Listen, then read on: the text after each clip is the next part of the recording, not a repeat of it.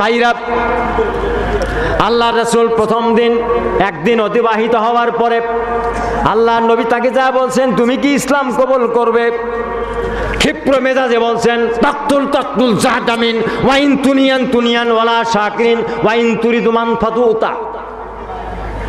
মানে ক্ষিপ্র মেজাজে নবীকে বলছেন, ইসলাম কবুল করব মানে আপনি যদি আমাকে হত্যা করেন তাহলে আপনাকে হত্যা করা হবে।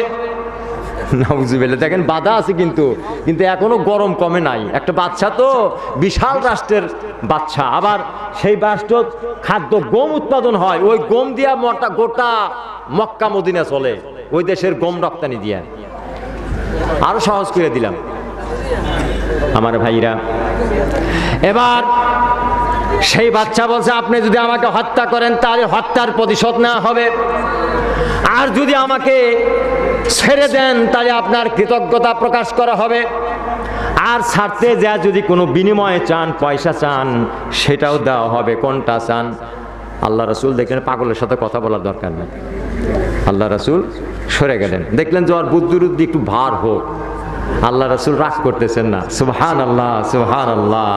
মোমেনের একটা বৈশিষ্ট্য হলো যে মোমেন কখনো রাগ করবে না, মোমেন কখনো বদদুয়া করবে না।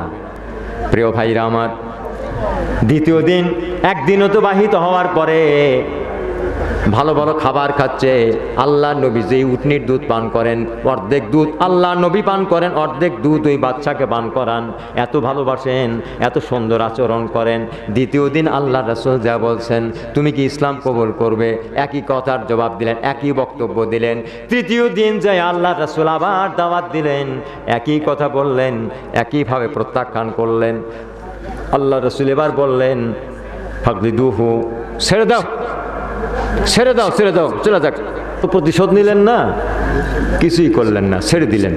এখন ছেড়ে দেওয়ার পরে বলতেছে, ক্রিটিসাইজ করে বলছে, ক্রিটিসাইজ বোঝেন না আপনারা, রহস্য করে বলছে, ভালো মানুষ দেখেছি, এত ভালো মানুষ দেখি নাই। আমি তার দেশে এসে হত্যা করলাম, আর আমাকে আদর যত্ন কইরা আমাকে ছেড়ে দিল। এইরকম বোকা লোক দুনিয়ায় হয়। এই কথা বইলা বাস তার দেশের দিকে রওনা দিল। কিছু কিছু সাহাবীরা তারাও একটু বিরক্ত হয়ে গেলেন। আল্লাহ রাসূল এটা কাজ করলেন, এটা একটা কাজ করলেন।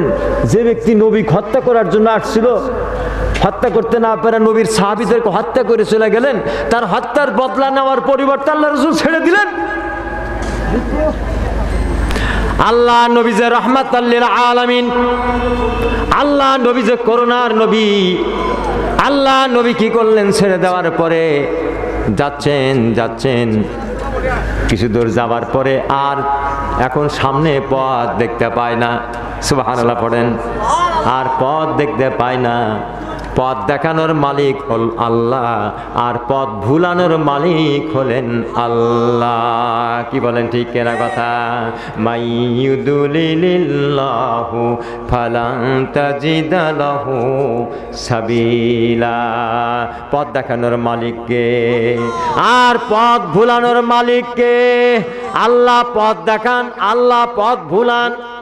রাস্তা ছয়টাও দেখতে পারে, রাস্তা দেখানোর মালিককে, আর রাস্তা ভুলানোর মালিককে। এবার ওই বাদশা আল্লাহ নবীকে বোকা বানা দিয়া মনে করেছে, মুহাম্মাদকে বোকা বানালাম, মুহাম্মাদের উম্মতকে বোকা বানালাম, আমি চালাক হয়ে আমি আমার গন্তব্যে আমি দেশে চলে যাব। কিন্তু আর দেশে যেতে চায় না, দেশে যেতে পারে না। এই রাস্তা দেখে ওই রাস্তায় যায়, গন্তব্য পায় না। আর এক রাস্তায় যায়, আর এক দিকে চলে যায়, গন্তব্য পায় না।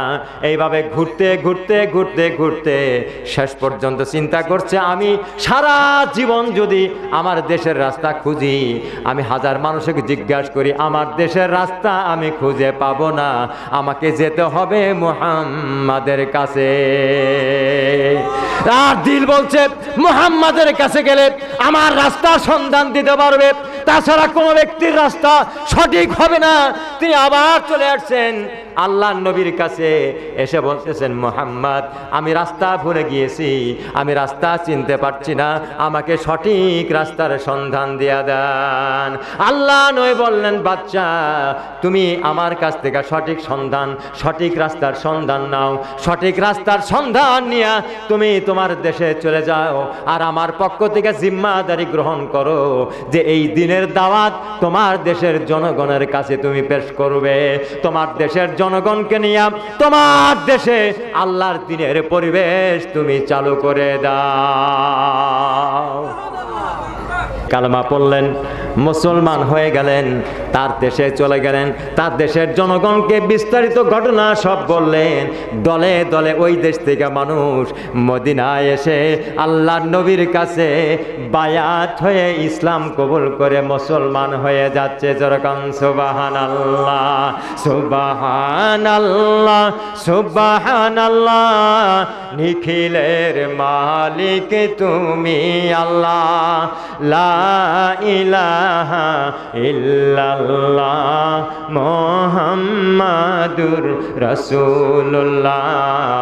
সুবহানাল্লাহ তুমি দয়ার অথই পারাবার, দুঃখের সাগর তুমি করো পার। একটু মারহাবা বলেন।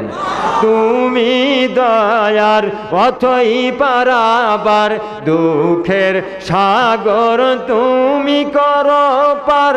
পাপী তাপী সব গুনাহগার চাহি তোমার করুণা।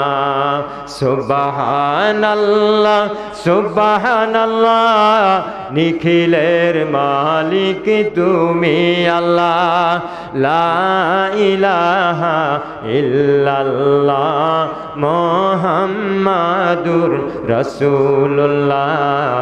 সুবহানাল্লাহ সুবহানাল্লাহ সুবহানাল্লাহ। ওই দেশটার নাম হলো ইয়ামামা। ইয়ামামা।